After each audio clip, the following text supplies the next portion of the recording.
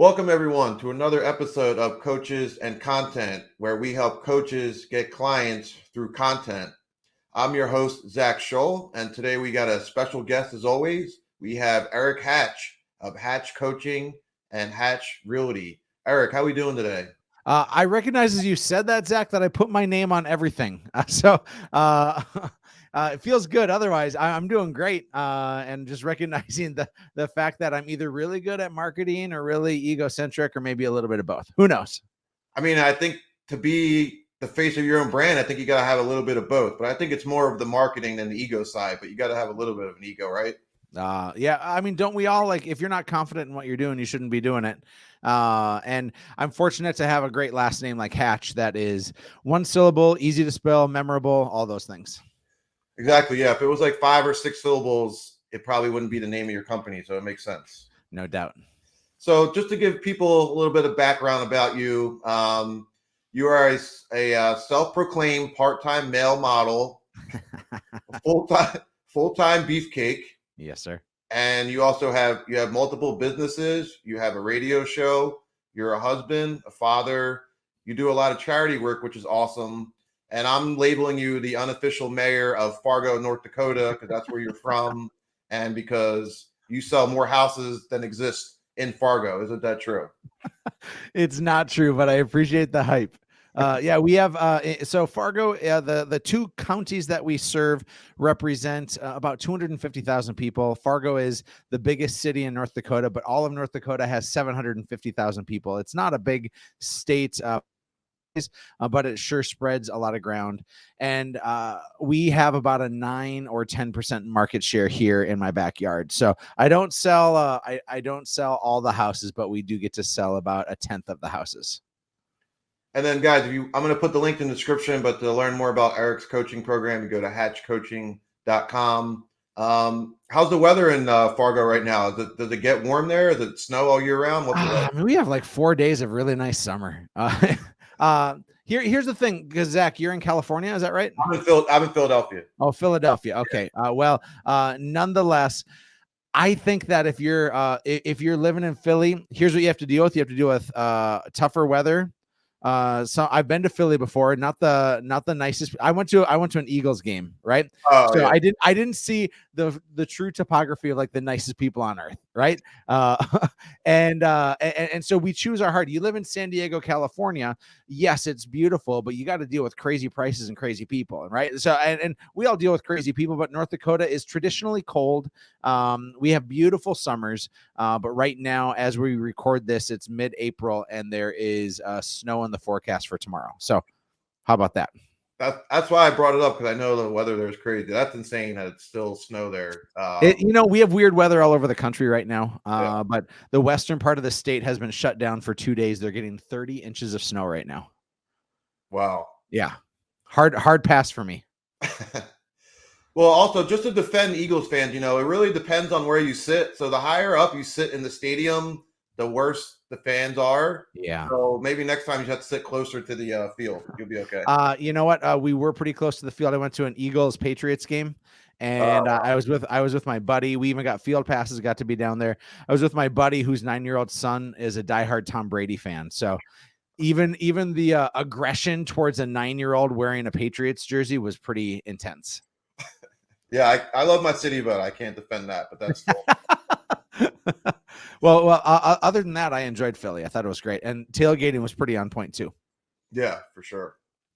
So with this interview today, I really wanted to jump in. You have an interesting story of how you got started in coaching and starting a coaching company. So I really wanted to kind of cover that. So I think first, can we, I guess it all started kind of when you lost your one job, right? That kind of changed the trajectory of your life, right? Could you tell the story of, because I know you posted it on Facebook recently. Mm-hmm. I've heard it before, but can you tell that story of kind of how that job led to you doing your own thing?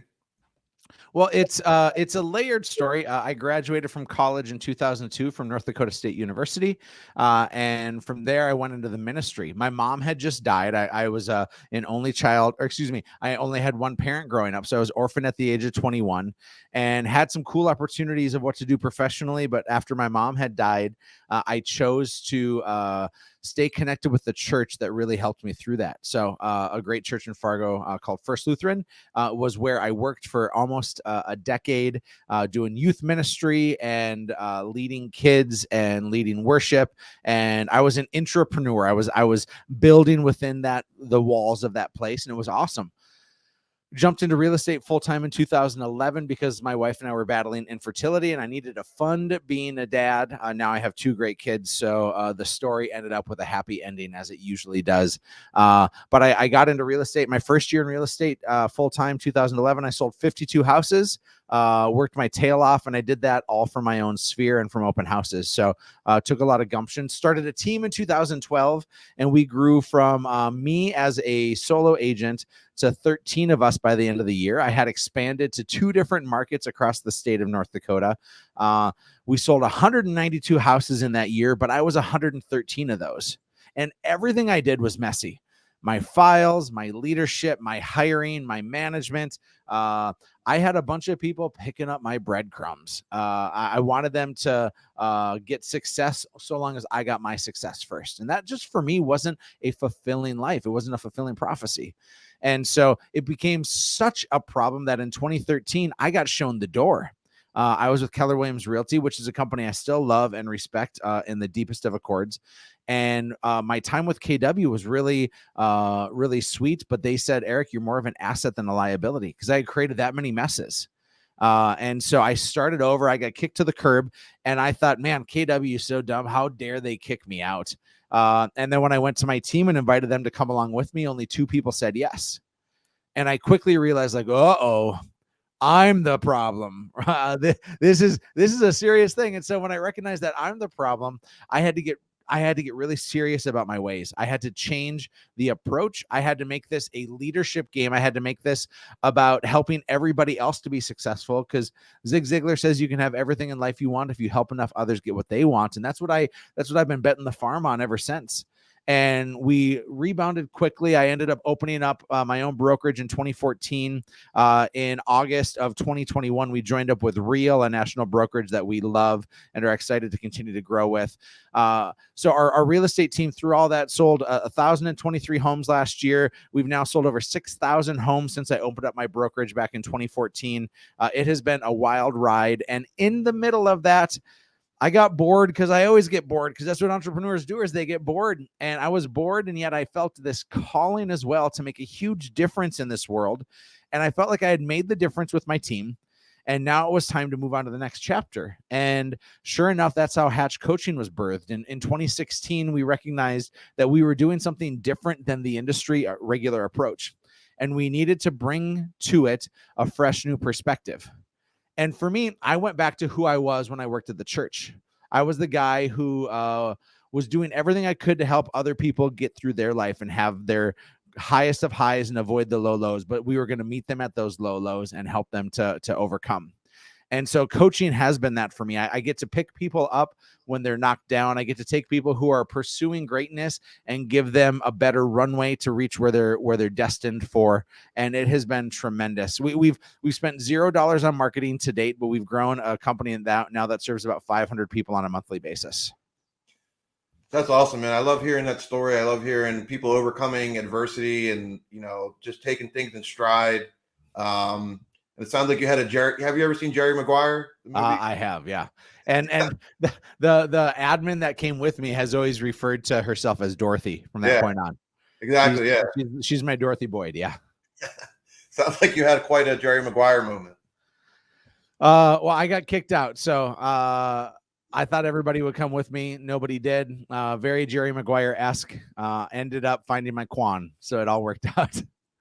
It's just amazing to see like the progression of things, how like one thing leads to another. And, you joining you with the ministry and the church, helping people, lead to you having a successful real estate company, which leads to you, feeling like you have a calling of helping people, which leads to your coaching program, which is super successful. So that's the kind of stuff that I love to hear. Thank you, man. It has been a byproduct of merging together the career that I have as well as the calling that I have. I think that we have a calling to serve this world. I think we have a calling to give back and to do good. And I get to now do that every day with my career. And it's I'm living a life I never dreamt possible, and I'm not talking about the wealth that I have. I'm talking about the impact that I get to have, and I look at I look at expansion, which has been a hot topic in real estate in the last decade, and a lot of people have expanded to different markets, myself included. Some have worked, some have not, but I currently have 4 markets that we serve because I believe in expansion when you do it right. But for me, my coaching is my expansion. I can open up shop in Philly tomorrow, and I'm cash positive, and I get to make a huge difference in the lives of those that I get to partner with. And so expansion for me is not opening up brick and mortar anymore. And it's not about it's not about having to go and hire and find these people. They actually find me. And at that point, we elevate our game together. And my move to real as well as another expansion move is just to try to impact. And I get to impact this industry in a big sort of way. And I'm so grateful for that opportunity. I have a bunch of questions, but I kind of opened up something new that I've never really talked about, is how to actually expand your coaching business. And, like you said, you don't need a brick and mortar, but what is your, how does a coach expand its business in 2022 with the internet and things like that? Well, I'll tell you that there's very few people that will coach a coach on how to coach. And you're almost coaching your competition, but I've sought out some really great mentors and some people who have built things in other spaces, and we're choosing to blaze our own trail here. We have 3 legs to the stool for our coaching business. The first leg is one-on-one coaching. It's highly exclusive. It's expensive. It's totally customizable to those people, and they kind of get everything that we have. We throw it all at them because we know of the value that they're investing in us and the value we want to give in return. So that's the first leg of the stool. The second leg of the stool is we have products that we've created. Everything from, if you go to hatchcoaching.com, you'll see our marketplace of products that we're selling. But we also have online courses that you can tap into, and we can help to train and develop you and your team members if you have them, and do so on a really high accord. And then we have products of monthly services that bolt on and attach to currently Ylopo, Sierra Interactive, Follow Up Boss, and Chime. And we've built this out so you can put your lead follow-up on autopilot. We've taken all the work that my ISAs have done, millions and millions of dollars of investment of time and resources into it. And if you have any of those aforementioned products, you can have all the things that we've built totally customized for you and your business. And so all those follow-up things are a great way to serve. And so that's a huge impact that we're making on the industry. We're getting emails and Facebook posts and phone calls every day saying like, holy cow, you've doubled my business just with the help of that. So that's leg number 2. Leg number 1 is coaching one-on-one. Leg number 2 is we're really focusing on the products. And leg number 3 is we're taking people and creating community. We have communities of masterminds that we run, which are like my favorite groups. You're doing life and growing together. And yes, my partner Robbie and I are pouring into you, but that group is taking care of you as well. So we have masterminds. We have events that we do, both virtual events and in-person events.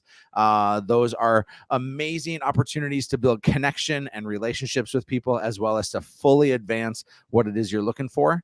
And so that's what we're doing. And to your aforementioned question, Zach, you basically said, how does a coaching company grow? We have decided as a coaching company that we're not going to add on 40 coaches and give everybody somebody who's like just another step up on the ladder for them. We don't think that that's the right move for us.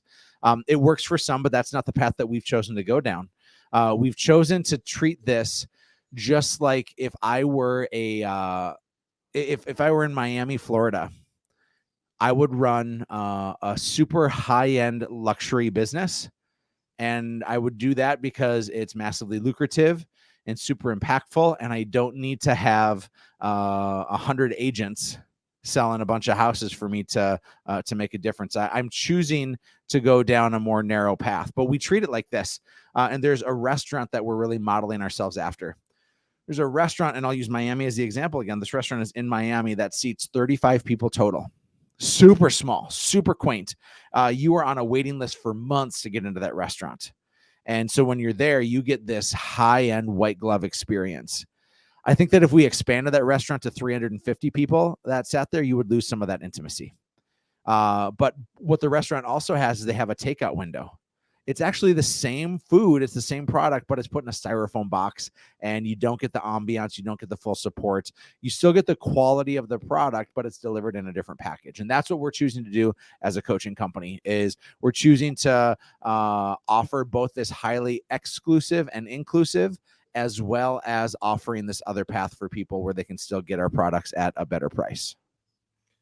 Yeah, I'm definitely a quality over quantity guy, and slow and steady growth too. So that's exactly what I would do. So I think that makes a lot of sense, and I think that's long-term growth, and it's scalable. So that's genius. Yeah, I'd rather have a high-end restaurant than 10 Applebee's.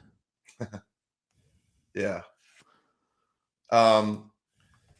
That's great, man. Yeah, I think that's how any business should really grow. And you mentioned you're not really spending a lot of money on advertising, right? We've spent $0. We are at a place now where we think that our products that we have, from our online courses to the follow-up actions that we have within Chime, Sierra Interactive, Follow-Up, Boston Wailopo, those are some things we're going to eventually start marketing for. But for now, we've built our coaching company to over a $3 million company without a dime spent. And it's just going to keep growing. You follow the trajectory and what you're doing, it's just going to keep growing, and you don't have to spend any money. That's the way to go. Well, I use the restaurant example, but we're also like Costco, Zach, and by the way, I love Costco. Yeah. There's snacks and samples everywhere. We put out so much content that's for free. If you check out our Hatch coaching channel on YouTube, man, we have hundreds of videos that's just free content. I try to be on great podcasts and webinars like this all the time so I can continue to share that message, because we're going to give away the majority of our stuff for free. We think that there's an irresponsibility if we're trying to charge for things, but we're going to give people samples and tastes all the time. But if you want exclusive, and if you want super in-depth, then you got to start paying for it. Exactly. Yeah. That's what this podcast is all about. Coaches and content. It's about content marketing and providing value through content and growing with your audience, because, spending money on ads, it gets expensive. We see 1 million ads a day, but you really can connect with people and help them by putting out free content. I'm in your Facebook group, and I love what you're doing. You do lives. Like, I think you're on vacation, you're doing videos and stuff there. So I think that stuff works for sure. Oh, thanks, man. Yeah, we're going to keep throwing it out there until people tell me to stop. And even if you tell me to stop, I'm probably going to just keep on going.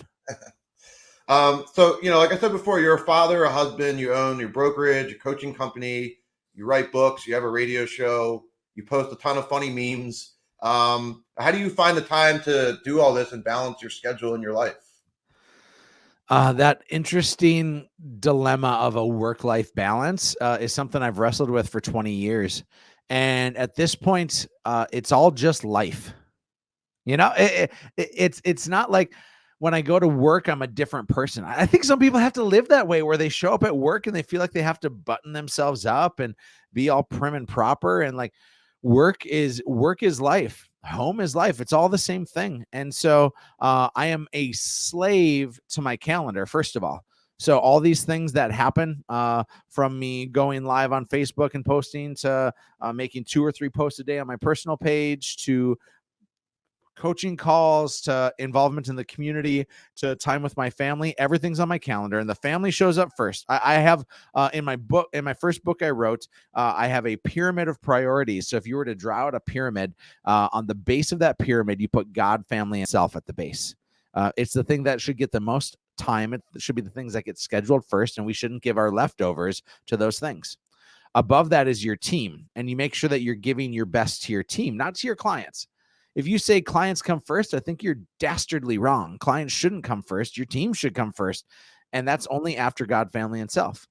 So the base of the pyramid is God, family, self, then it's team, then it's clients, and then it's community. And so all those things for me are scheduled out, and they are habitual at this point because I am disciplined on all of those. But no matter how you spin it, Zach, it's still a lifestyle for me. I go home, and if I'm posting something on social media, that for me isn't work. That's just who I am.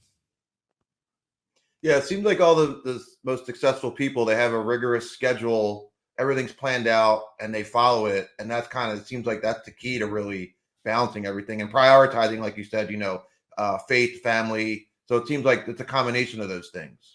Yeah, there's 6 F's that we talk about, and because you said faith and family, I'm gonna share with you the 6 F's of life that I try to monitor. My coaching clients, we score them on this in the beginning, and then we use it as kind of a benchmark to see how are they doing and where is it gauging as they're continuing to progress with their life.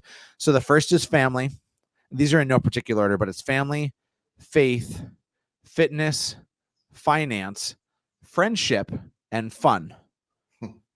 Right. I think that a lot of us aren't having fun with our lives. We're not going on adventures. We're not actually bringing joy to where we're at. A lot of us have abandoned friendships. We're so dedicated to our craft and we're like, well, I work with my best friends and I work with my family. Well, if you've ever, like me, been kicked out or fired before and magically everybody leaves you, you recognize I should not be transactional with my relationships. And so you have to have those things. And then, of course, family, faith, fitness, finance, those things are so foundational and what most people talk about. But I want to throw in friendships and fun to really have a well-rounded, healthy life. Yeah, it seems like balance is really just the key to everything. And what you just said, kind of example of that, the 6 F's, that's a lot of, you have to balance these things in your life so that you have a happy, fulfilled life. And then that kind of permeates through every aspect of your life, Mm-hmm. Yes, sir. You came up with the 6 F's yourself? I did. Yep. It was a variation of, I've seen some people talk about some of those F's before, and I have some other favorite F words too, but that's for another topic. And that's how you have fun. Seriously, Zach, that's like, so many people are so straight-laced and like they're afraid to laugh and they're afraid to talk about things that are vulnerable and personal. And for me, it's just all there. I was in Napa this last weekend with some realtors and their wives, and it was such a great retreat and experience because we spent our time talking about our sex lives and our relationships, and then we laughed until we cried and just made fun of each other. And like, I'm making sure that this one shot at life is deeply impactful, that I'm deep with relationships, that I'm deep with content, that I'm going to laugh until I cry and cry until I laugh. Like I just want to live this life that has all these senses to it. And that's what I treat with my coaching clients too, is like, this is not about how are we just going to make more money. It's how are we going to live our best lives and make our biggest impact in people. It's why I choose not to transactionalize people on my team.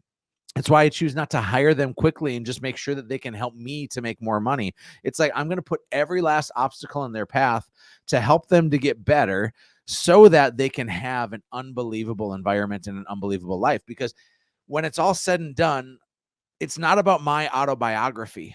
I just want to be a chapter in everybody else's book. Yeah, I think it's about doing everything with a sense of purpose and moving purposely. And when you do all that, everything kind of falls into place. I sure hope so. So have you always had this mindset, or is this something that you've developed as you've gotten older? Because I feel like I've learned to develop that more. And I think more people, if they lived the life like you just described, we'd all be happier, Every day I recognize that I am far from who I'm destined to be. I am a student of books and podcasts, and I'm surrounding myself with coaches and masterminding all the time. And so I'm recognizing more and more each day, not only how small my piece is in this world, but how I need to continually adjust and maneuver and continue to learn so that I can get a little bit closer to who I'm designed to be. It's a great segue into my next question, because I saw, I think it was on your website or your Facebook page. It says, Hatch Coaching, we are redefining how people treat people. So how do you think people can do a better job of treating people better?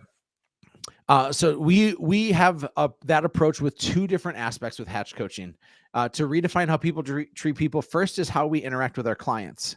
I've heard a lot of real estate coaches and a lot of other people talk about scripts to use and techniques. We see movies like Glengarry Glen Ross and The Wolf of Wall Street and Boiler Room that talks about, hey, here's the fastest way for you to get your results. And I watch those things and I cringe with so much discomfort. I love the suaveness of it, and I'm drawn to their ability to be confident in what they're doing. But the things they're actually saying are absolutely horrible because they are only self-serving. And so the idea is, if we're going to redefine how people treat people, we need to treat people as though they are the product, as though they are the thing that matters, and we're there to serve them. See, our job is to teach people how to listen exceedingly well instead of how to script somebody into what they want. And we need to ask great questions to lead them to self-discovery. Self-discovery is the most powerful tool that we have in our lives. And so it's our job to be really great question askers and really great storytellers. But you meet all those things with empathy and with relationships. It's the foundation of what we do. So that's how we redefine how people treat people on the sales side of it. When it comes to the leadership side of it, when it comes to building businesses, I had an interesting piece. I was at the YLOPO conference last week in Vegas. I went from Vegas to Napa, so it was a very gluttonous week, to say the least. But I was at the YLOPO conference, and I was on stage with 3 other coaches. They did a coach's corner for 45 minutes. And a coach that was up there and myself had differing views on how to build this. His view was hire a bunch of people, move really quickly, because you can't scale intentional slow growth, and you just throw them to the wolves and hope that they can swim. That didn't make sense. You throw them into the deep end and hope that they can swim. Those that can will make it and will have big lives, but those that can't, well, sorry, you're just not going to make it in this industry. And for me, I just don't want to treat people that way. I've chosen to intentionally go slow, because not only do I need to, if somebody ups and leaves their life and chooses to come to join a real estate team, whether it be as an admin, an ISA, or an agent, if they choose to abandon their previous career, I feel that I have the fiduciary responsibility to do everything within my power to help them to win. I believe that you hire slow and fire slow. If somebody steps out of bounds ethically, they're gone immediately. But if someone's struggling, I've heard Simon Sinek say this. He said, if I went up to you, Zach, and I said, Zach, it's the 3rd quarter and you still haven't met your numbers, what the hell is going on? That's one way to approach it. The approach I would encourage is to say, Zach, it's the 3rd quarter and I saw that you haven't met any of your numbers. You doing okay? See, it shows up different. And I want to, if I take what's true, that it's all life. There's not business and there's not personal. It's just all life. I need to show up and I need to see what's going on in your world. And I need to provide and show a little bit of grace to help you get there. I don't want to treat you as expendable, because that's not how I would want to be treated. And so as we talk about redefining how people treat people, and we want to do so from a leadership standpoint, it is, if you want to go fast, you need to go slow. If you want to go far, you need to go slow. And you build up the trust, the rapport, and the relationships. And if you go and add on 10 more people to a real estate team tomorrow, I can promise you those that have been with you are now flight risks. Dad has another set of kids. He's given more time and attention to them. There's not enough leads to go around, and they become flight risks and they feel expendable.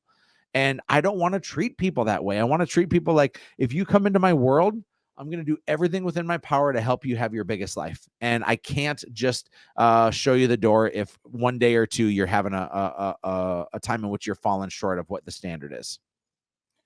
Yeah, I mean, it's a golden rule. You got to treat people like people and treat them how you want to be treated. I feel like that's really a big key to success in life and business too. Yeah, right there with you. It's funny you mentioned the YLOPO stuff, because I just interviewed Barry Jenkins yesterday.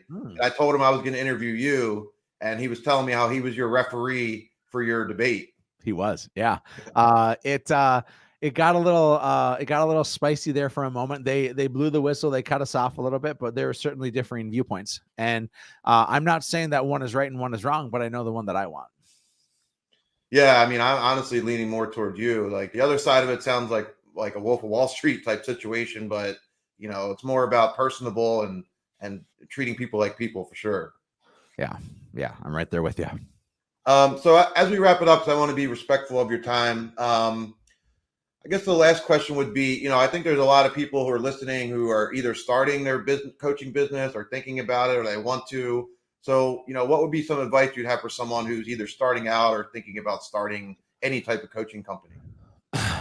When we started Hatch Coaching back in 2016, it came out of demand. Because we were offering something unique and different, and we first were doing it with our team, people started to show up. We didn't build it out of like, well, I'm going to fulfill a need that's there. We didn't know that the industry needed that. We just thought that we were a little bit weird. And sure enough, now we have people flocking in droves, and we have it lying around the corner, which is a really fun problem to have. If you're looking to start your own coaching company or get started as a coach, you can find a company to jump in with. You can jump and just offer it. But I think that you have to figure out what is your unique voice. Like if you're just going to hold somebody accountable, I'm not sure that is going to be long standing, because what happens is you have to have a unique amount of value and a unique voice that is different than what the person is doing. Because I think that a great coach is not only wonderful at accountability, like Phil Jackson for Michael Jordan was great at holding him accountable, but he also had to have a game plan that was different than what everybody else was doing. If you've ever watched The Last Dance, he talks about this game plan, this different offense that they ran, because that was what was going to win them championships. And so, yes, you have to have great accountability, but you also have to have a really great game plan. And for us, my partner Robbie and I just wrote a book called The Perfect Real Estate Agent Blueprint. And for us, that's the game plan. Our businesses are fully customizable, but we believe there are some best practices and some foundational things that you need to do every single day in order to achieve the success that this industry is calling you to. This game is forever changing, and we have to change with it, and we have to try to get ahead of it so that we're not lost behind. And if you're somebody considering becoming a coach, I think that you need to be the most outrageous student out there, consuming so much information, finding your unique voice. Yes, you have to be great at accountability. I have a buddy who said, if people actually followed their schedules and did what they said they were going to do, there wouldn't be a need for real estate coaches. Okay, Let me say that again. If people actually followed their schedules and did what they were supposed to do, there wouldn't be a need for real estate coaches. And I think much of that is true. The reason why I feel confident that Hatch Coaching will have a place in the next era and the next chapter is because we're developing a game plan and a mindset that will lead you to a greater amount of success. Man, I don't know how we could end the interview better than that. I should have asked you that question first, honestly. Then we'd be done. We would have been done a half hour ago. You're right. Yeah, you're right. I would have said, all right, that's enough. Interview over. Well, I really appreciate you taking the time to do this. I'm a big fan of you personally. I love what you post and your message and everything. So I wanted to give you your opportunity to, promote your coaching program. I know you said your book's coming out in June, but you have another book. So let's take this time now to, promote whatever you would like. I'll put all the links in the description. I want to give everything away for free, Zach. If people like what they see, I get folks all the time being like, hey, I followed your content for the last 3 years. And now I'm ready to talk, and now I'm ready to consider this next level. Like, I just want to give away the free stuff, because if you like the free stuff, you're going to eventually show up and turn into a client. And so check out our Hatch Coaching channel on YouTube. Go to hatchcoaching.com. We do webinars almost weekly where we're giving out all this free content. We have free online courses on our website. You can flirt and fool around and see what's there. My first book I wrote, called Play for the Person Next to You, is $20. It's a servant leadership book that really talks about the mindset of all this. And our book that comes out in June 2022 is called The Perfect Real Estate Agent Blueprint. I'm starting to record the audio book of that this week, so it's pretty fun. It's getting real, and we think this is going to be one of the Bibles of how to build a really great and successful real estate business. So be sure you can pre-order that book right now on our website, again, hatchcoaching.com. Awesome. And then you have your great Facebook group too, so I'll have to plug that as well. But guys, there's so many good quotables, so much good stuff in here. Make sure that you follow Erik on YouTube. You like what you hear, like what you see. So Erik, again, I really appreciate you taking out the time. And thanks everyone for watching and listening, and we'll be back next week with another episode.